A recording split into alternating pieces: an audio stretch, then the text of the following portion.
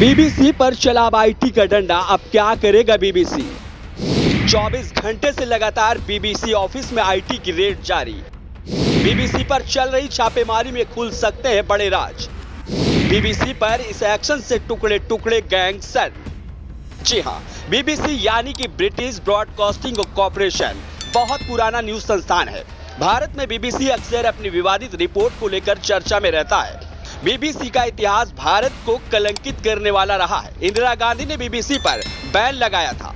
BBC ने अपनी reporting के दौरान कश्मीर में आतंकवादी को करिश्माई युवा उग्रवादी बताया था। बीबीसी ने होली के त्योहार पर भी टिप्पणी की थी। हाल ही में बीबीसी ने गुजरात दंगों पर एक डॉक्यूमेंट्री बनाई थी जिसका नाम रखा इंडिया दी मोदी। क्वेश्चन: बीबीसी की इस डॉक्यूमेंट्री को भारत में बैन कर दिया गया था। बताया गया कि डॉक्यूमेंट्री के जरिए भारत की छवि को खराब करने की कोशिश है, लेकिन 14 फरवरी को बीबीसी के साथ जो हुआ उसकी कल्पना बीबीसी ने नहीं की होगी।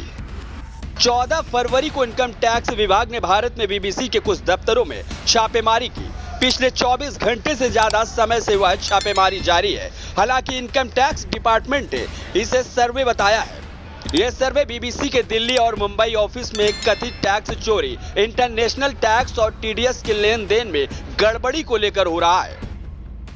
इस बीच अब बीबीसी ने अपने कर्मचारियों के लिए एक नया मेल जारी किया है। इस मेल में सभी लोगों से जारी सर्वे में सहयोग करने के लिए कहा गया है। इसमें सभी से आईटी अधिकारियों का सपोर्ट करने और उनके सवालों को व्यापक जवाब देने के लिए कहा है।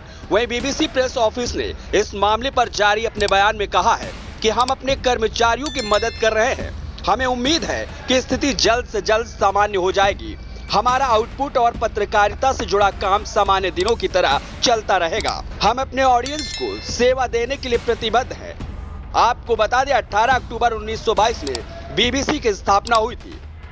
बीबीसी पहले एक प्राइवेट कॉर्पोरेशन था जो ब्रिटिश ब्रॉडकास्टिंग कंपनी के रूप में जाना जाता था। बीबीसी ने दुनिया में अपनी पहचान 1926 में बनाई, जब उसने आम हड़ताल की कवरेज की जिसके ब्रिटिश लोगों ने खूब सराहा था। भारत में भी पिछले कई सालों से बीबीसी एक्टिव है। साल 2017 में बीबीसी ने भारत के रीजनल क्षेत्र में भी सक्रियता से काम शुरू कर दिया था। बीबीसी को सबसे अधिक पैसा टेलीविजन फीस से मिलता है, जो लाइव टीवी ब्रॉडकास्ट हासिल करने या रिकॉर्ड करने के लिए ब्रिटिश संस्थाओं से लिया जाता है। इसके अलावा बीबीसी को इसकी सहायक कंपनियों से भी खूब पैसा मिलता है।